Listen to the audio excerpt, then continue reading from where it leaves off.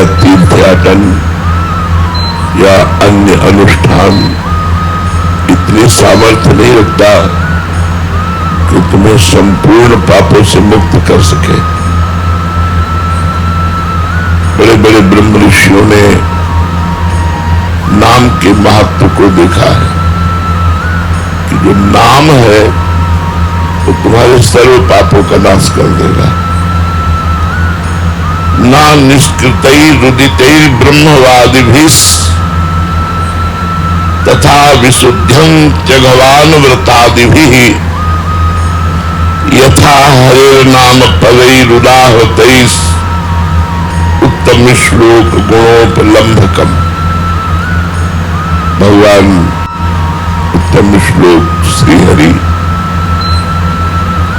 श्री राधा, इनके नाम में जो पाप नाश करने की, दुख नाश करने की सामर्थ्य है, बड़े बड़े ब्रह्म ऋषियों ने बड़े बड़े व्रत और अनुष्ठानों का वर्णन किया है, उनमें इतनी सामर्थ्य नहीं है। इसलिए पहले विश्वास करो। नाम संकीर्तनम यस्य सर्व पाप प्रणाशनम। भगवान का नाम जप, नाम कीर्तन इतना प्रभावशाली है कि तुम्हारे बड़े से बड़े घृणित जो घोर नरक भोगवाने वाले हैं उन सब पापों को नष्ट कर देगा। नाम जपते जपते भगवान के गुण और रूप दोनों प्रकाशित होते हैं।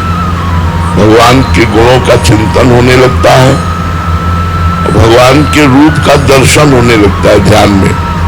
जब आपका अधिक नाम जप होगा और आपके पाप कम होंगे तो भगवान के गुणों का चिंतन होता है। भगवान के नाम का जप करते करते भगवान के महान आकर्षणकारी सौंदर्य समुद्र सुख प्रदान करने वाले रूप की झलक आने लगती है। भगवान की नाम महिमा भगवान की दिव्य लीला में प्रवेश दिला देती है। इसलिए नाम व्याहरणम विष्णुर यतस्तद विषयामति। ऐसे नाम जप करो जैसे विषयी पुरुष विषयों का चिंतन करता है। जो भोगी पुरुष होता है रात दिन मानसिक चिंतन भोगों का ही करता है। हम ऐसे भगवान के नाम का चिंतन करें जैसे विषयी पुरुष विषय का चिंतन करता है। भगवान के नाम का यदि एक एक श्वास, एक एक क्षण, एक एक सेकेंड जप होने लगे, विस्मृत होने पर ऐसा अनुभव कि मेरे से अपराध बन गया, हानि बर्दाश्त न हो, तो रस मूर्ति भगवान बहुत जल्दी हृदय में प्रकाशित हो जाए। एक एक श्वास, एक एक क्षण, एक एक सेकेंड यदि हम नाम जप करें और नाम जप में बाधा बर्दाश्त न हो, नाम जप छूटने पर ऐसा लगे जैसे कोई अपराध बन गया, तो बहुत जल्दी भगवान हृदय में प्रकाशित हो जाए। एकस्मिन् नप्यतिक्रांते मुहूर्ते ध्यान वर्जिते दस्युभिर मुसिते नैव युक्तमा कृंदितुम भ्रशम। बहुत ध्यान देने योग्य बात करें। जैसे हमारे पास कोई धन हो, कोई लुटेरा लूट ले तो हम हाय हाय करने लगते हैं, ऐसे यदि हमारे नाम धन को लूटने के लिए काम, क्रोध, लोभ, मोह, मद, मत्सर ये उपाय करें तो हमें इनसे डरना चाहिए। अगर हम काम भोग करेंगे तो मेरी नाम रूपी संपत्ति रुक जाएगी, लुट जाएगी, लुट जाएगी। आगे हम जप नहीं कर पाएंगे, रुक जाएगी, हमारी रुचि नहीं रह जाएगी। तो जैसे किसी की संपत्ति अपहरण होने पर वो व्याकुल हो जाता है, हाय हाय करने लगता है, ऐसे हमारा नाम जप रुकना या कोई इन गंदे कामों में मन लगाना, ऐसे हाय हाय होने लगे। अब क्या होगा? मेरा नाम जप छूट जाएगा, मेरा नाम जप रुक जाएगा, नाम जप का प्रभाव रुक जाएगा, क्योंकि मेरे अंदर ये गंदी बात आ गई। उसे तत्काल निकालो। भगवान नाम कीर्तन, भगवान नाम जप, भगवत प्रेमी महात्माओं के सत्संग से उस दुर्वासना को दूर कर दो, नहीं तो वो दुर्वासना आपके भजन को लूट लेगी। रमैया की दुल्हन लूटे बाजार, मायापति भगवान को कहा गया है। तो ये माया भगवान की पत्नी ही है। ये काम, क्रोध, लोभ, मोह, मद, मत्सर आदि के द्वारा भजन को ढकती है, भजन को लूटती है और भजन को निष्प्रभावित कर देती है।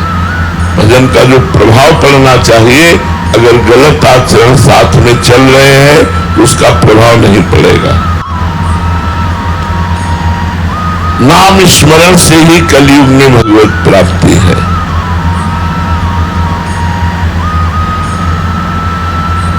भगवान व्यास देव जी गंगा स्नान कर रहे थे तो बड़े बड़े मुनियों ने कलयुग की गलत चाल को देखकर विचार किया कि लोगों का उद्धार कैसे होगा, क्योंकि लोग झूठ बोलना कोई पाप नहीं समझते। देखो कलयुग का प्रभाव, नहीं तो लिखा है, कबीर साहब ने भी कहा है, साच बरोबर तप नहीं और झूठ बरोबर पाप, जाके हृदय साच है ताके हृदय आप। गोस्वामी तुलसीदास जी ने लिखा है, नहीं असत्य सम पातक पुंजा, बोले झूठ बोलने के समान कोई पाप नहीं है, बड़ा पाप है। कोई मानता है? देखो कलयुग का प्रभाव। अब दूसरा, अधर्म के द्वारा कमाए हुए धन को लेना या देना, दोनों पाप है। क्योंकि पाप कर्म करके धन कमा कर यदि संतों को दोगे या किसी को भी दोगे, तो पाप कर्म का कमाया हुआ धन दूसरों की बुद्धि को जाके भ्रष्ट करेगा, तो वो भी पाप बनाना कहां मानता है कोई। अच्छा, मदिरा पीना ये पंच महापापों में कहा जाता है। अगर आप बढ़िया गंगा जल से शुद्ध शरबत बना करके पवित्र भोजन सब परोसिए, लेकिन अगर गंदी बातें खाने में ना होए, मांस है, मदिरा है, तो पार्टी नहीं मानेगा। उन्हें क्या है यार, उनके पैर धोए, हाथ धुलवावे और उनको आसन में बैठलवावे और उनको बड़े सुंदर सुंदर पदार्थ और खूब पवित्र भोजन पवावे, लेकिन शराब और मांस का प्रयोग न हो, तो आज की पार्टी नहीं कही जाएगी। तो मुनियों ने विचार किया कि कलयुग पापों की बाहुल्यता है, इसमें बहुत, इसमें पाप है, बहुत पाप है। पराई माता बहनों की तरफ गंदी दृष्टि से देख लेने का पाप होता था, हमने देख लिया, यह तो माना नहीं जाता पाप है, मनोरंजन माना जाता है। लिव इन रिलेशन क्या है? क्या है ये? गंदी बात ही तो है ना। जब मन आवे तब आप अलग हो जाओ, दूसरे से, तीसरे से, चौथे से। कलयुग पापों का विस्तार करेगा।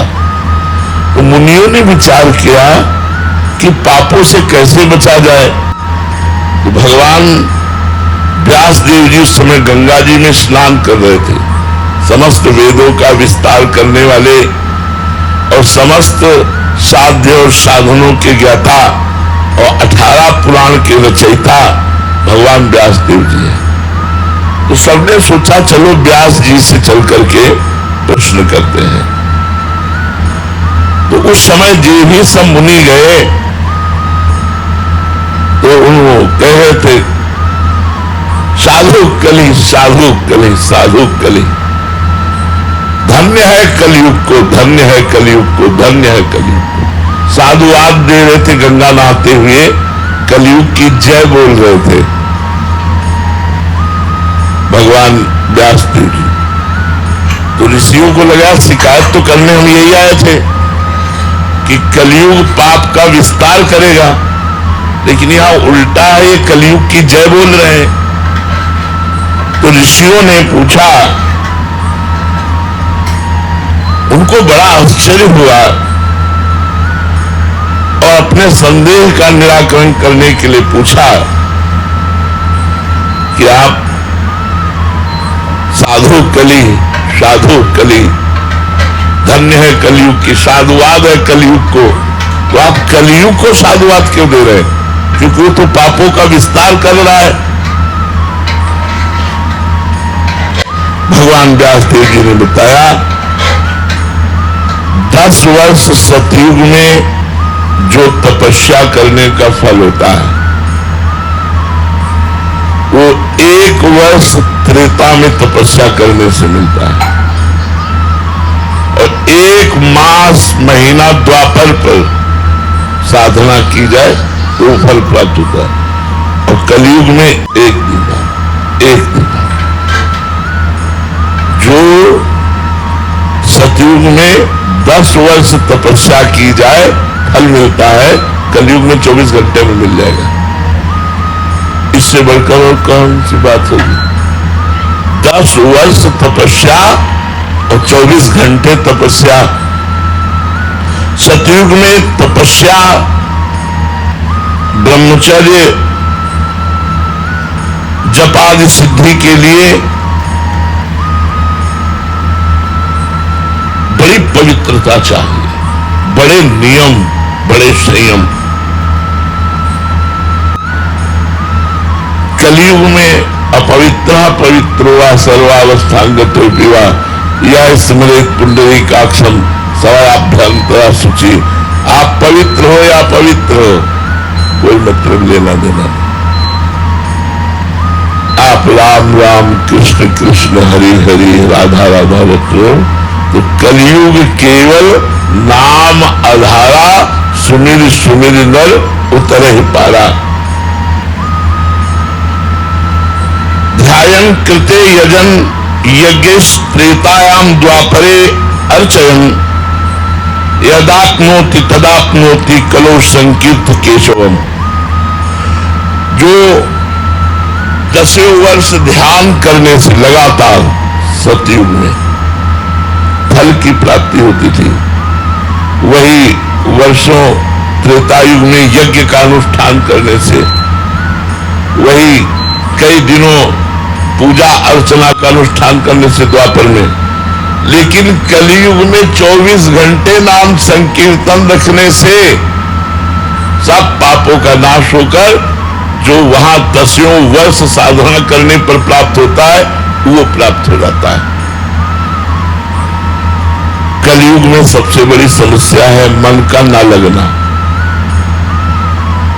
इसको नाम जप में लगाओ, नाम जप में नहीं लगता, भोगों में लगेगा, मोबाइल में लगेगा, मोबाइल की रील देखने में बहुत लगेगा, फिल्म देखने में लगेगा, संसार देखने। देखो गुण दोष में सारा संसार है, मोबाइल में गुण भी है। मोबाइल की कृपा से आप यमुना किनारे बैठे हो। अगर मोबाइल में आप सत्संग न सुने होते तो यहां दौड़ करके यमुना किनारे न आते। अगर हम मोबाइल से गुण लें तो लाभ मिल जाए, पर दोष भी है। आप कुछ सेकंड में ही सर्च करके गंदी से गंदी बात देख सकते हैं, वो जेब में है एकांत में बैठ करके। तो लिखा है कि कलयुग में सबसे बड़ी समस्या ये है कि मन बड़ा चंचल होकर के विषयों में जाता है। अगर हम इस कलयुग में अपने मन की चंचलता को रोककर भगवान के नाम जप में लगावें तो जितनी जल्दी कलयुग में भगवत प्राप्ति होती उतनी जल्दी और किसी युग में नहीं होती। अत्यंत दुष्टस्य कलेर यमे को महान गुणा, यद्यपि अत्यंत दुष्ट है कलयुग, अत्यंत दुष्ट, सबकी बुद्धि को गलत आचरणों में लगाना, लेकिन महान गुणा, उसमें एक महान गुण है, कीर्तना देव कृष्णस्य मुक्त बंधा परम ब्रजेत। अगर कृष्ण कृष्ण कृष्ण राधा राधा राधा ऐसा आप जपे तो आपको समस्त पापों से मुक्त कर देगा।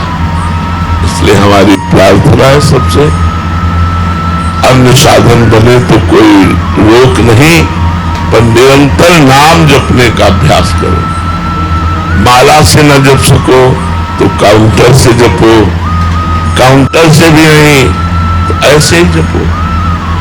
भगवान गिन रहे हैं, वो आपकी एक एक श्वास गिन रहे हैं, आपकी एक बात देख रहे हैं, आपका एक एक नाम भगवान नोट कर रहे हैं। जैसे मैं से अपने राधा राधा राधा राधा राधा, तो हम नोट करें या ना करें, भगवान नोट कर रहे हैं, उसका फल आपको मिलेगा। कलयुग में सर्वश्रेष्ठ और समस्त पापों का नाश करने वाला महान साधन एकमात्र भगवान का नाम है, इसलिए खूब राधा राधा रटो।